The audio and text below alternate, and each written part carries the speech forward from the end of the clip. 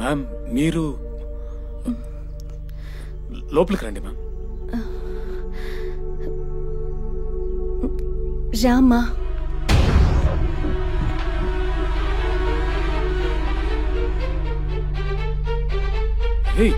నువ్వు పైనే ఉన్నావు కదా. జే, నీకేమైంది? మ్యామ్ తను పైనే ఉంది మ్యామ్. చూసారుగా మేడం, అప్పుడప్పుడు ఇలాగే మాట్లాడుతున్నారు. మ్యామ్ తను చెప్పేది అబద్ధం. హరిణి మార్నింగ్ నుంచి మన హాస్పిటల్లోనే ఉంది. నీ బిహేవియర్ అప్పుడప్పుడు కంట్రోల్ తప్పుతోందని చాలా ఫీల్ అవుతోంది. నమ్మకండి మ్యామ్, ఇది అసలు అమ్మాయే కాదు, దెయ్యం. నన్ను చంపడానికే నా లైఫ్ లోకి వచ్చింది. ఏయ్ ఏంటి యాక్టింగ్? యాక్టింగ్ ఏంటి? నీకేమైనా పిచ్చి పట్టిందా?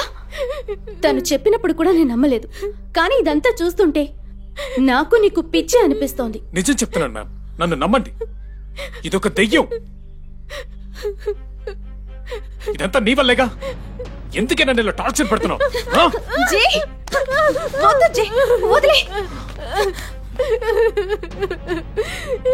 ఇలాగే మేడం, ఫస్ట్ నైట్ అప్పుడు నేను దయ్యం అని చెప్పి నన్ను కొట్టి చంపబోయారు. నిన్న కూడా ఈయన లవర్ ఫోటోని తుడిచేటప్పుడు అనుకోకుండా కింద పడి పగిలింది, అందుకు కూడా నన్ను కొట్టారు. మ్యామ్ తన అబద్ధం చెప్తుంది. నా షాలు ఫోటో పగిలిపోలేదు. నువ్వు కొంచెం మెంటలీ డిస్టర్బ్ గానే ఉన్నావు. మ్యామ్ నాకే ప్రాబ్లం లేదు. Hello ma'am. రే రాధా, నువ్వు నేను కాఫీ షాప్ లో ఉన్నప్పుడు ఇది ఫోన్ చేసింది కదా, నేను సారీ చెప్పాను కదా, చెప్పరా మ్యామ్ కి. ఏమైందిరా నీకు? నేను దేవుడు మార్కెట్కి వెళ్ళి కాయగూరలు తెస్తున్నావు, నువ్వేంట్రా అంటే నేను కాఫీ షాప్ కు వచ్చాను వదినకి సారీ చెప్పాను అంటున్నావు. ఏంట్రా అదంతా? రేయ్ ఏమైందిరా నీకు? నువ్వెందుకు అబద్ధం చెప్తున్నావు? ఏంటిది? ఎందుకు ఇలా మెంటల్ గా ప్రవర్తిస్తున్నావు?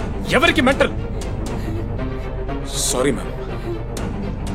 మ్యామ్ ప్లీజ్ మ్యామ్, నన్ను నమ్మండి, నేను నిజం చెప్తున్నాను, నాకు ఏ ప్రాబ్లం లేదు. ఏయ్ నువ్వు అనుకునేదేది జరగనివ్వరా, నీ అంతం చూస్తాను చెప్తున్నా. ఎవరి దగ్గర నీ ఆటలు? నా దగ్గర. నిన్ను